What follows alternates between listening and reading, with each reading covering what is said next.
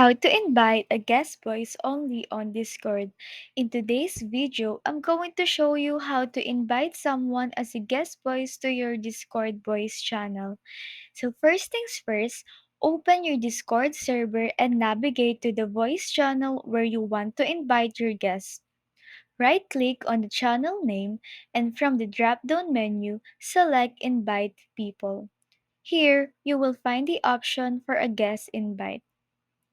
Once you click on the Invite People, you will see the settings that allow you to customize the invite. You can choose how long the guests can stay. Typically, they will only have access while they are in the voice channel. This helps maintain the server's intimate feel. After you have set your preferences, just copy the invite link. Share this link with your guests, and they can join the voice channel by simply clicking on it. It's that easy. Remember, they won't need a full server account, so it's super convenient for one time visits. And that's it. You have successfully invited a guest to your voice channel. If you found this video helpful, please give it a thumbs up and subscribe for more Discord tips and tricks. Let me know in the comments if you have any question.